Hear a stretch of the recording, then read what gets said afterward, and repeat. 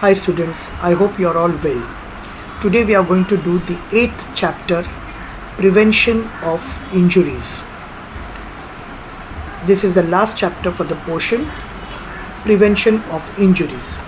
Injury prevention is an effort to prevent injuries caused by external mechanisms such as accidents. The goal of injury prevention is to improve the health of people by preventing injuries and hence improving the quality of life. Prevention is better than care. Injury prevention is a component of safety and public health, and its goal to improve the health of the population by preventing injuries and hence improving quality of life. Sports injuries are injuries that occur in athletic activities or exercising. Then, ways of preventing injuries. There are many ways of preventing injuries. First is warming up and cooling down to be done. Now, in this, warming up is a process of heating up the body muscles and making them ready prior to the competition. It is necessary to prepare the body for exercise by increasing heart rate and the blood flow to working muscles. It prepares the muscles for vigorous action. Components of warming up are jogging, running, stretching, flexibility, exercise, jogging, running, stretching, flexibility, exercise. So these are the warming up. There are different types of warming up. Warming up can be divided into two types. One is physiological warm up and the other is psychological warm up. Physiological warm up. In this warm up, a player is prepared physically for the activity. The body temperature is raised gradually, which in turn increase the blood supply to the muscles. It consists of active warm up like jogging, sprinting and stretching exercise, layup shoots in basketball, kicking the football, and passive warm up like body massage, steam bath, hot water bath, hot beverages. Active warm up, that is, in the warm up, body temperature is raised by active participation of muscles through preliminary exercise rehearsal for 10 to 20 minutes. And general warm up, in this type, general exercise like jogging, sprinting and stretching exercise etc. are performed, which are common for all the games. Specific warm up, in this type, specified exercise are performed after the general warm up. Those movements which are to be performed for the main activity are done like layup shoots in basketball, kicking in football, blowing action in cricket etc.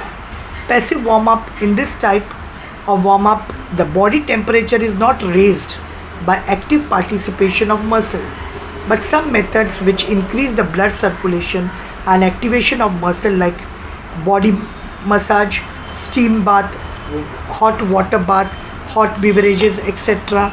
are used in passive method. Then we come to the psychological warm up. In this warm up, athletes are prepared mentally for the activity. A player is motivated by boosting his morale by telling the player about his or her capability, weakness of the opponent and clarifying his doubts. Then what are the benefits of the warming up exercise? It helps an individual to prepare physically, mentally and psychologically to participate in any competition. It prepares the muscles for vigorous action, to increase blood circulation and temperature of the muscle, to enable oxygen to reach to the working muscle group, to increase metabolism of the muscle. It helps to reduce muscle soreness and lessen your risk of injury. Cooling down. Now what do you mean by cooling down? Cooling down means warming down or limbering down. Cooling down is an easy exercise done after a more intense activity to allow the body to gradually transition to a resting or near resting state. It is lowering down the intensity of the work or bringing back the body to normal. After exercise, when we stop, there may be pooling of blood in the extremities. This may cause giddiness. Various components of cooling down are jogging, calisthenic, ballistic exercise, and slow stretching exercise. Benefits of cooling down: it reduces the rate of blood circulation and breathing rate. It reduces the body temperature.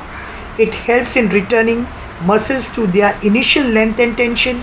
It helps in preventing venous pooling of blood in the lower extremities. Restore psychological system close to baseline. It helps to remove waste products from the muscles such as the lactic acid. Fitness of the participant: a condition training enhance his performance, decrease the risk and severity of injury, to acquire and may be able to return to activity sooner after an injury than a non-condition training. Sports person or athletes must be conditioned to be able to withstand the physical demands of their sports. The fitness components of conditioning consist of cardiovascular endurance, flexibility, strength and power. Muscular endurance, speed and agility is also involved in this. Use of correct equipment and maintaining equipment. Now, what are the correct equipments? Many physical activities such as running require special equipments. It is essential to have correct equipments to prevent injury. Equipments for an activity may range from general items of clothing to special protective suit. Example: cotton or nylon short, wool or cotton socks, gloves, helmet, braces, shin pads, shoes, etc. And what are the maintaining equipments? Maintaining equipments are the regular maintenance is essential to keep your equipment safe, reliable and in working order. Inadequate maintenance can cause accident, health issues. If the equipment cannot be repaired properly, it should be thrown out. Any equipment not in use must be removed from the competition area to avoid tripling over it. Many injuries happened this way. This equipment in use must be placed where there is no injury risk. Proper knowledge of rules of the game or sports. Each sports has certain rules to obey.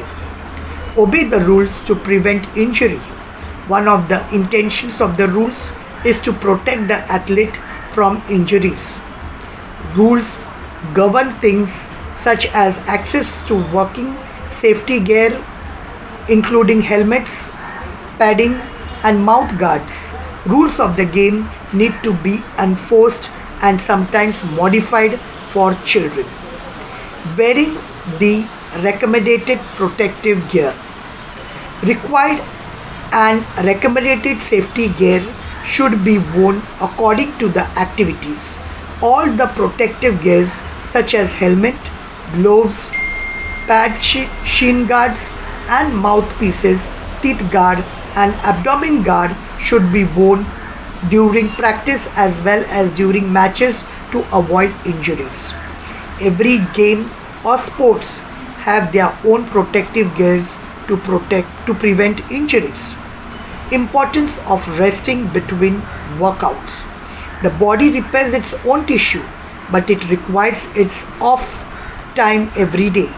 The average athlete trainee requires 8 to 10 hours of sleep each day to recuperate sufficiently for the next training session. For an athlete to improve further from his previous best performance, he will have to plan the rest period constructively. Peak performance can only be achieved after a moderate, constant increase in training load followed by sufficient rest. Supervision or coach. Supervision of coach or teacher.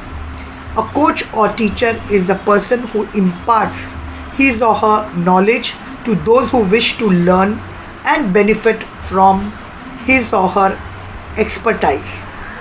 Coach enable the athlete or trainee to achieve higher level of performance. Sports person of athletic should be supervised by a coach or teacher for prevention from injuries. They plan in better possible way to prevent injuries. They ensure that the athletes are well hydrated. Proper training of skill and techniques. Skill is a learnt response in relation to a situation involving perceptual, cognitive, or motor mechanisms. There are three stages of skill acquisition: cognitive, association, and autonomous. A technique means a way of carrying out a particular task with a scientific procedure. When athletes are using the proper skill and techniques, the performance will increase and they will be less prone to injuries. All coaches need to be sure that their athletes have been instructed on proper skill and techniques during training. Safe facilities. Facilities refer to the venue and the surrounding where the activities is going to take place. This can include the pool facilities used during a swimming meet, the facilities of the goal post during a football game, etc. Facilities need to be safe both for the athletes and the spectators. Bathrooms should work and running water should be available. Safeguards, equipment and facilities help keep athletes safe to promote their well-being. Failure of an educational institution to provide safe facilities and maintain their safety through regular inspection of facilities not only increase the risk of injury but unnecessarily expose them to lawsuit which depletes the organization's financial resources and foster a negative image to the public about the organization and about sports in general. So this is the topic which we have done about the prevention of injuries. So please read this topic properly and find out the answers which is given, questions which are given at the back, and please write it in your notebooks and learn them. Have a good day. Thank you very much. God bless you.